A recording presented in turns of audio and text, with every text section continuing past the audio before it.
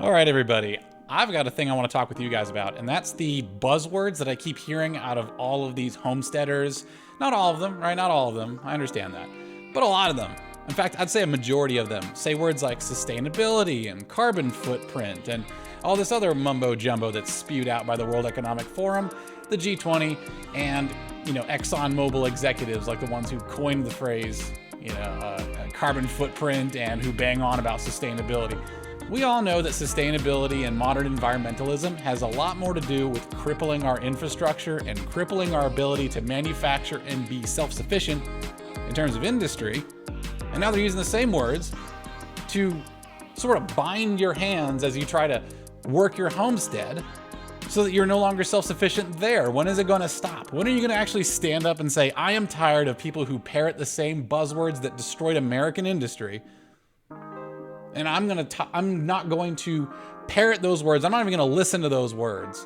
And I'm going to just be self-sufficient. Stop falling for the same tricks. A lot of people will complain about these globalists using those words and sabotaging us, and then they'll turn around and listen to those exact same words out of the mouths of their homestead gurus.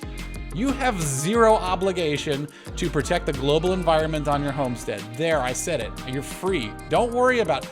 You are living on your homestead. If it turns into some dilapidated, polluted nightmare world, that's where you live. Why would you want to let that happen? You're naturally not going to pollute your own home.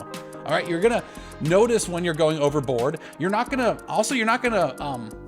a big factory farm either. You're not doing a big monocrop where you have 100 acres of soy in every direction, right?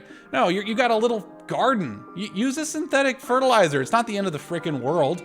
It's going to be years before you can actually compost enough to be self-sufficient in that way. Are you going to wait years before you start growing food? Growing the food is what helps you get the compost in the first place. I tell you what, do this. Start out, use whatever tools you need to become self-sufficient for your food. Use whatever tools. Technology, chemicals, pesticides, do that. And then every year, have a system where you try and find ways to reduce your dependency on it.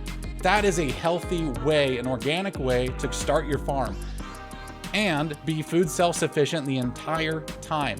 Do not let a bunch of people who are parroting marketing slogans tell you how to run your life. You've been doing that your entire life. Stop it. It's pathetic. It's sad, and you're above it. You are above it. You're on my locals. You're watching my video on Twitter. You're watching my video on YouTube. Wherever you are, stop letting globalists tell you how to run your own homestead. It's the last little vestige of independence that you have. Do not let them co-opt it. You are above it. All right? It is true. The environment is important. Some environments are there to be beautiful. Some environments are there for you to grow food on and exploit, right?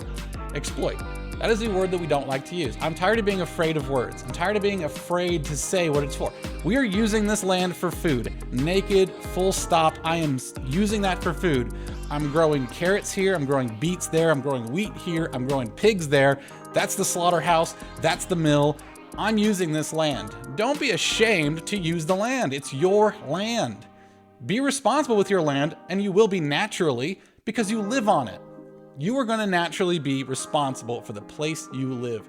Do not feel like you owe anyone else anything. There are EPA laws. Follow those. Do not follow some extra stuff. You guys bang on about liberty. You bang on about being self-sufficient. You bang on about wanting to chart your own path, and then as soon as some Pied Piper comes in and starts singing songs about sustainability, environmentalism, and binding your hands together so you can't actually be food self-sufficient, you guys give right in. Don't do it. Don't do it. You don't owe anybody anything. You get your farm running, you make it work. That is the real neo-frontiersman mindset. That is the real Eastern man mindset. Your land, you use it. I'm starting a small duck operation here, right? I'm starting with some Peking duck. I'm gonna grow as many Peking duck as I can. I'm gonna hatch as many as I can. And I'm gonna deal with the waste as it comes. I'm either gonna ship it out or I'm gonna compost it. I'm probably gonna compost it. I might let it stay in the pond and allow, and then introduce fish that will process it in that pond, right? I might modify the pond so that I can have more depth and therefore more fish per, square foot of the pond. I'm gonna do what I'm gonna do. and I'm gonna live on the land that I live on.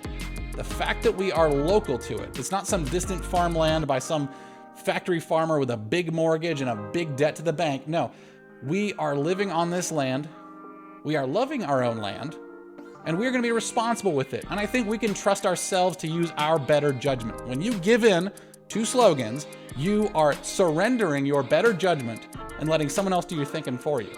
Don't let that happen. Don't fall for these marketing terms. All right, guys, this has been the Farm Engineer, and I hope you're ready to get growing.